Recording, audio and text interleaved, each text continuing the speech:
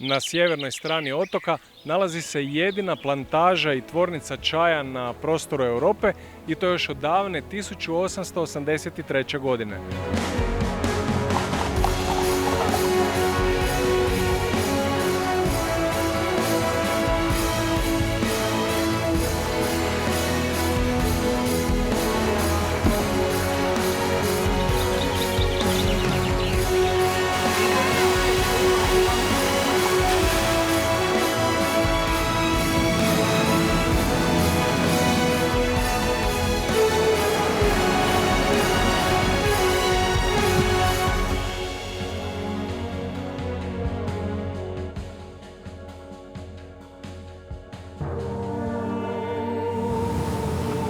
Nakon adrenalinskog druženja s najvećim mesožderima na svijetu u prošloj epizodi, golemim kitovima u lješurama, u ovoj epizodi putujemo na sjever Sao Miguela kroz opuštajući krajolik pitomih zelenih obronaka koji poniru u plavetnilo oceana.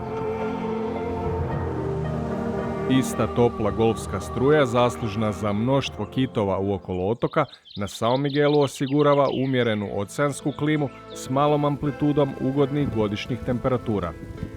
One se kreću od zimskih minimalnih 15 do ljetnih maksimalnih 26 stupnjeva.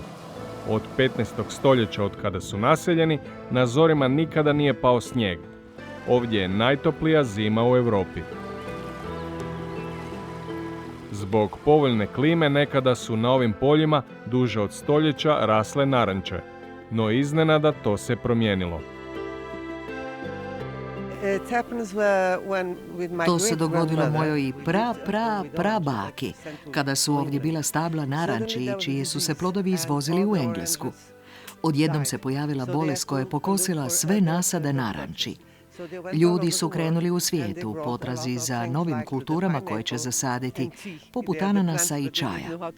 Donijeli su sjeme čaja koje je odlično uspijevalo, ali nisu znali od biljke proizvesti čaj. U to vrijeme Makao je bio portugalska kolonija. Zamolili su guvernera Makao, koji je poslao 2 Kineza na Sao Miguel, da nauče stanovnike kako proizvesti čaj. Uskoro je na otoku, govorimo o 19. stoljeću, niknulo čak 16 plantaža. No blagostanje od proizvodnje čaja nije bilo dugog vijeka. Portugalci su počeli uvoziti čaj iz svojih kolonija Mozambika i Angole, a ovdje na otok poslali su mnoštvo krava. Zbog stočarstva krčili su šume, te posjekli i plantaže čaja. Početkom 20. stoljeća proizvodnja čaja na Azorima gotovo je nestala. Opstala je jedino plantaža Goriana, koja je ime dobila po prostoru na kojem se nalazi i danas. Moj djed je ustrajao, bio je vrlo pametan čovjek. Kako smo na plantaži imali vodu, elektrificirali smo plantažu i tvornicu i započeli smo sami proizvoditi struju još 1923. Kompletno elektrificirano postrojenje pušteno je u pogon prije 100 godina. Svi originalni strojevi iz toga doba rade još i danas.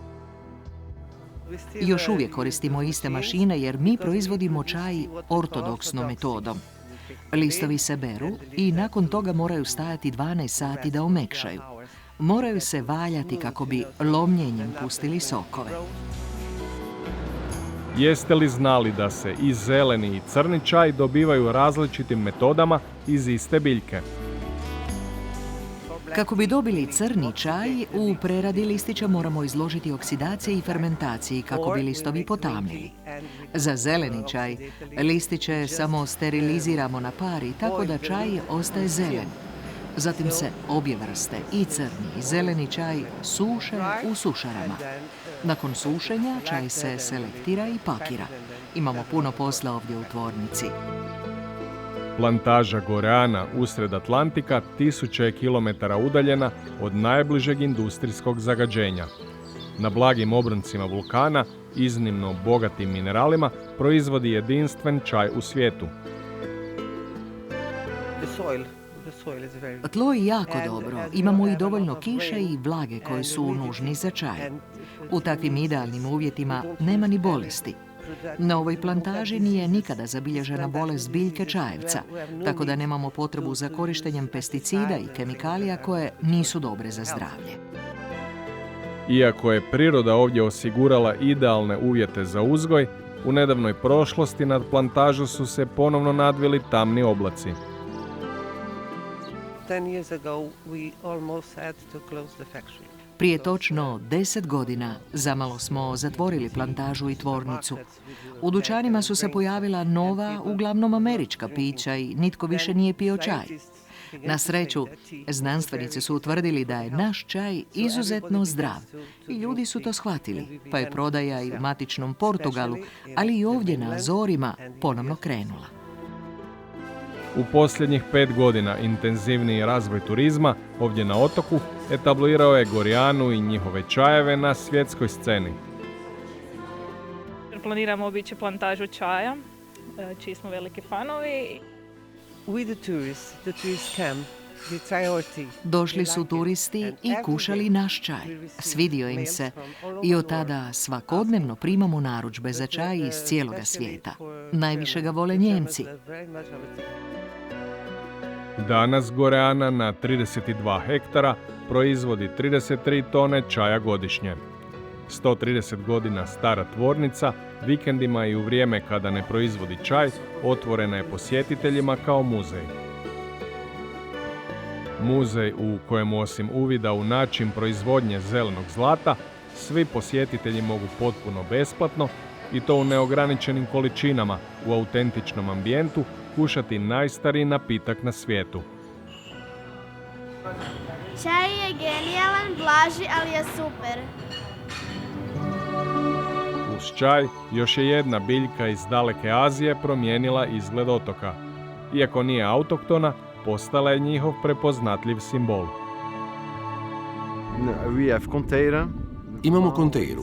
Nvlon znači okrugli cvijet. Hortezija je okrugli cvijet.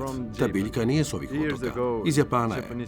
Japanski turisti na otok su donijeli i mnoge vrste biljaka, drveća i cvijeća, poput hortenzije. One ovdje jako brzo rastu. Toliko brzo da su se raširile po svim otocima arhipelaga. Rastu najčešće u kilometarskim nasadima uz prometnice. Hoće li dugoročno ovdje nepovoljno utjecati na bioraznolikost domicilnih vrsta, to tek treba utvrditi. No kako su lijepe i ukrašavaju krajolik, izgleda da to ovdje nikoga suviše ne brine. U idućoj, posljednjoj epizodi Zelenog raja Atlantika među ostalim doznajte u kojoj je doba najbolje posjetiti Azore i koliko stoji unajmljivanje ovakve vile s bazenom usred glavnog grada Ponta Delgade.